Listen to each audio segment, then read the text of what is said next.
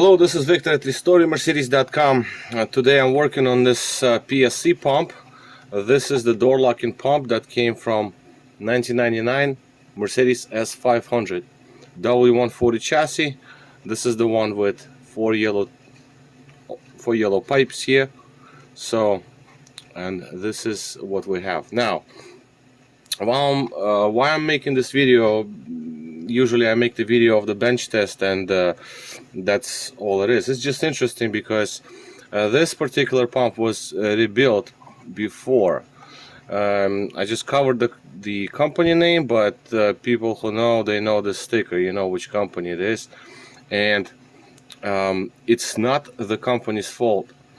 Now we have this void sticker that was removed, and this is when you remove the sticker, then obviously you have the marking, so they know that you opened the pump up previously. Now the valve block here, I haven't checked it yet, but so far I see that all the points are okay. Right now solder points are okay, and they also installed the rubber hose, and that is a good thing. All right, the board just very dirty from the carbon deposits that the actual motor created in this pump because it was running really hard. All right, all of these pieces here on the bench, on the paper towel, so I can clearly see them. They're dark in color, so obviously it's easier for me to see them. The little piece for the pump, okay, we'll put it this way. Now for the interesting part, the vein holder, vanes, that's okay. I have no problems here.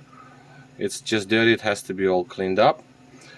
The actual vanes, they seem to be okay as well. The pump surfaces here, some scoring, but not critical. That should do fine. And the upper cap here is not blocked off, so I'm okay there. Now the bottom one, lots of carbon deposits, and well, this is obviously the intermediate piece. Here we see dark spots. That could be from previous motor or from the motor that we're going to look at, and this is the motor that was installed. Now what's interesting about this is that this motor, this is a Johnson's motor. So this is original, well, it's not original, it's original company who supplied motors to the manufacturer of the actual pump. Johnson is the name. Now these motors are no longer available, and back in the days, I remember years ago, I bought a whole box of these. It was just a liquidation sale, and I bought a whole box of these motors, and I used them and never had any problems.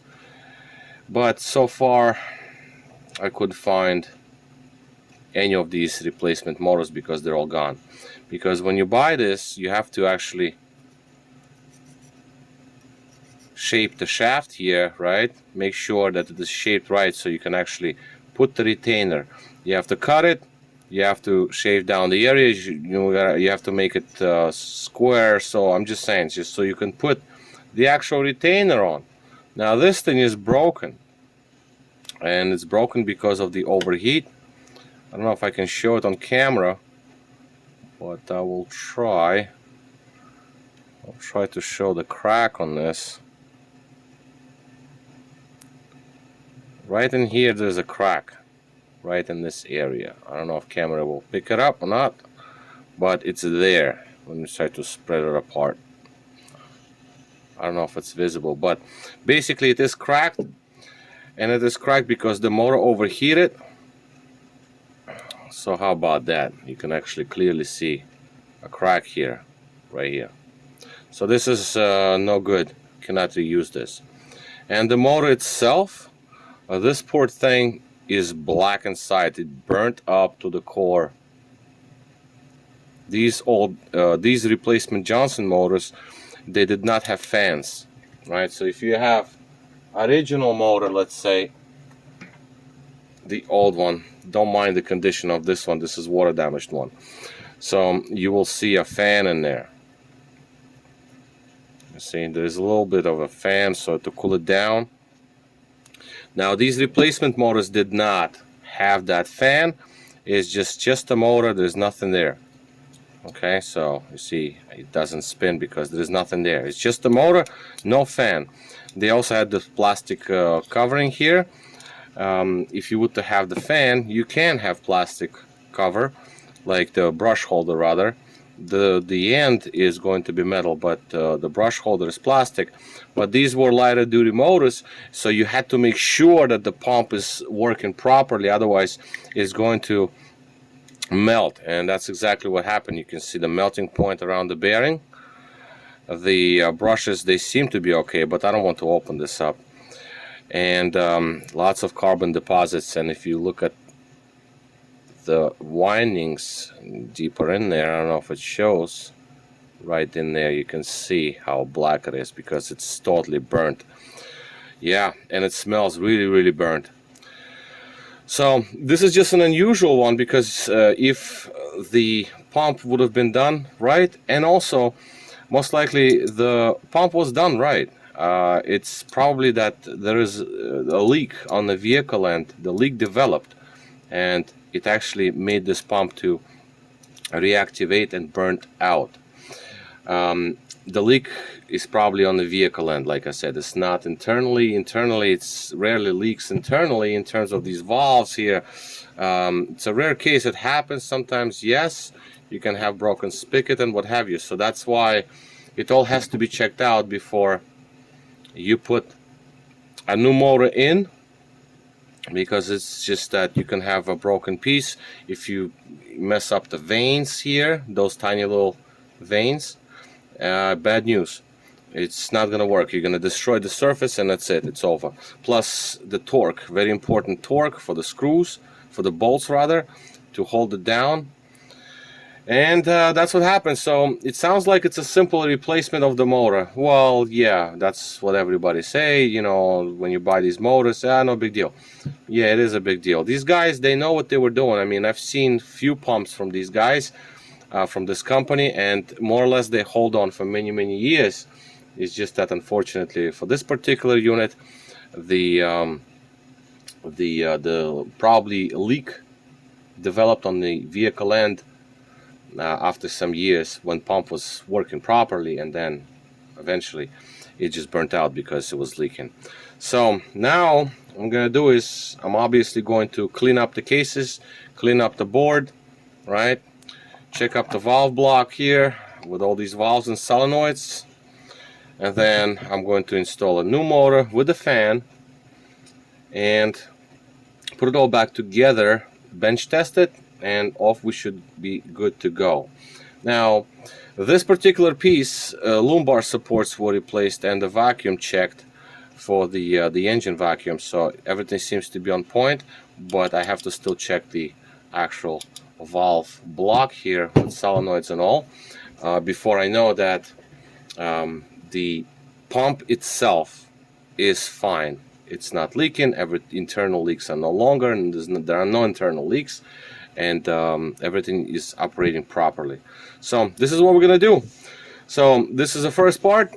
I know it's just like an unusual video. I usually don't do this, just a bench test, but this was just an interesting one because usually I deal with pumps that are like, you know, like original, not like this is, well, I mean, I fixed this pump, but I'm just saying, just something like this. I know this is all factory, but just saying, this is already a repaired repaired once.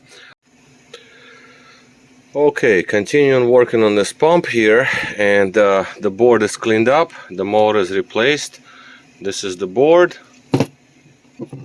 the other side of it, so nice and clean. And I had to remove one of the valves because it was not holding. It's the vacuum valve. It's a common thing on these because we're trying to get this pump to be fully operational.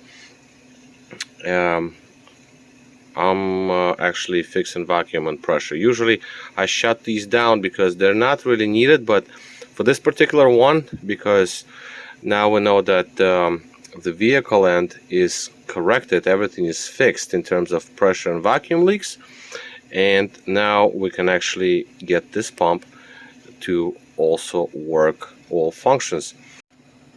Okay, so this is going to be a bench test of this pump. It's late at night again because I was working on some other things, and this pump was on the bench checking out the timing for the vacuum and pressure. Now the pressure holds on perfectly fine, vacuum also works perfectly fine now. It takes about 3 minutes now, which is a long time. Vacuum here.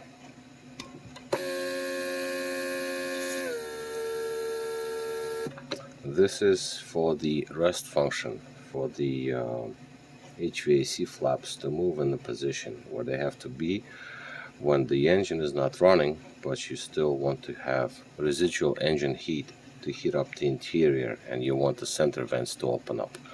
And that's all it is for. Now pressure.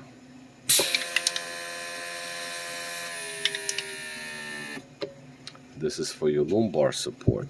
The lumbar support is usually this particular vehicle has only lumbar supports installed on the front seats, right? So only front seats. But some cars have multi-counter seats like V12s, and the rear seats also, some of the quad seating V12s. But this particular one only has front lumbar supports, and the lumbar supports circuit is still active, so I'm going to leave it at that. Now let's take a look at the door locks, because we have these actuators and the pressure gauge and vacuum gauge. It goes both directions. So locking the car is obviously vacuum, and unlocking the car is pressure. So let's just lock it first. So we see the gauge jumped, that's vacuum, and then we have pressure, 0.5, that's to unlock. Now you notice this one didn't move. This is the gas tank filler cap actuator, but the reason why it didn't move is because I'm using the circuit for the interior door lock, right? So that's important. Interior door lock button. I'm going to make this close right now, but then I'm going to have to reset the pump because I'm going to use the alarm circuit, and as you can see, this closed up. So I'm going to reset the pump now because I cannot reactivate it because the pump is not installed in the vehicle. That's important too. For the bench test purposes, this is good. So let's just reactivate the pump and let's unlock everything. So actuators and this one. See the fuel filler cap, fuel filler door rather, is also operational. Now let's move along with other. We're just gonna be finished with the door locks, and I'm gonna unplug all the hoses here except for one that I need for this operation. That's going to be the trunk. So here's the trunk, just to make it more visual. The trunk. All right, and then we're going to do the trunk handle first. That's the handle. Well, as a matter of fact, let's just use the actuator for that, just so you can actually visually see it. This is going to be our trunk handle. Now let me look at my notes here, and trunk release and trunk handle. Okay, so that's gonna be this one. It's leaking slightly, this actuator, but doesn't matter. So I'm gonna release the power. Trunk handle goes back in, gets retracted. Now comes out, goes back in. So trunk handle is perfectly fine. This is the only circuit that I needed to see. So we're done with that. Now this one is particularly interesting because this one does two things, but on top of all that, there is a solenoid in the trunk that's supposed to actually divert the air. So what this one does is, on this particular car, the rear headrest release is vacuum driven, so they are not electric. Like V12s, they will be electric. They can go up and down. Now in this particular car, they can only go down. You can lift the rear headrest manually by hand, and then you cannot drop them down. You have to push the button to make them go down. So right now we're going to test that function just to get the rear headrest to drop.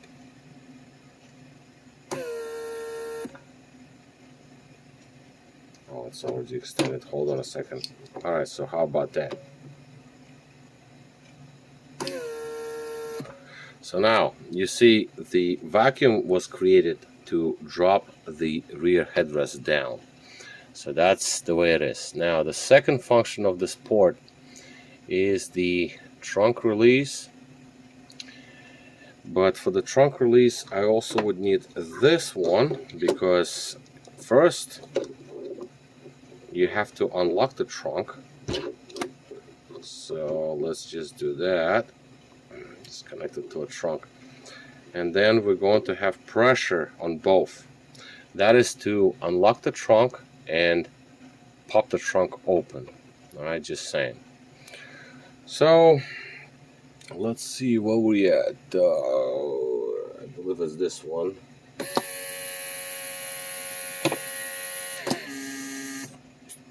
Okay, so I had to actually block one other line. TK line, yeah, unfortunately. Yeah, okay, fine. So let's repeat the operation. TK also has to be closed up because it's okay. So this pump is weird because this is not like 92, 93, 94, 95, 96. This is 98, 99 only. So there is a distribution block inside that just moves the pressure and vacuum certain ways. So that's to be noted. And at this point, I just want to show the trunk release. So first of all, it's supposed to unlock the trunk and then it's gonna pop it. Alright, so let's do that. And there you have it. So that is perfectly fine. And that's basically going to be all. The only thing that I might show you here is the... Yeah, okay, so let's just take a look at the overall pressure and vacuum right now. Let's just look at the gauge. Oh. Yeah, that's right. Okay, fine. Just don't mind these actuators. We're just gonna look at the gauge. I just need to block those holes, those ports. So we got like 0.8 and another 0.8, 0.7, 0.8. But it shuts down really quickly. That's some other circuit came on just because I still have ignition on. I'm going to lower the power down to about 11.5 because that's how I like to test them. 11.5, low voltage, low power, so we need to see if the pump is capable of producing enough pressure and vacuum to open and close the door locks when the battery is weak. Yes, it does.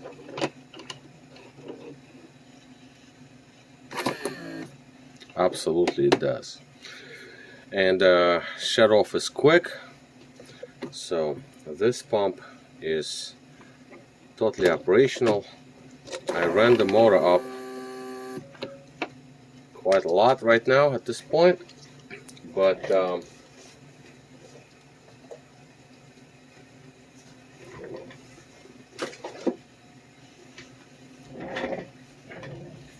I still wanted to test it, and the motor is actually just a bit warm. I did do the test when the pump was all open. Okay, so I did check the temperature on the motor, on the vanes, and I adjusted everything I could adjust to make it work the best it can work, and so it will remain in this state for years to come. That is the idea, and it is the idea still. So this pump is pretty much all operational at this point. I have no problems with it, and it's ready to be off the bench and mail out. One more thing I wanted to, well, it doesn't even matter, I already tested it, the bleed time between the vacuum lines, because again, one more time, I'm going to repeat myself, this pump is set up to be operating just as it came from the factory, no modifications.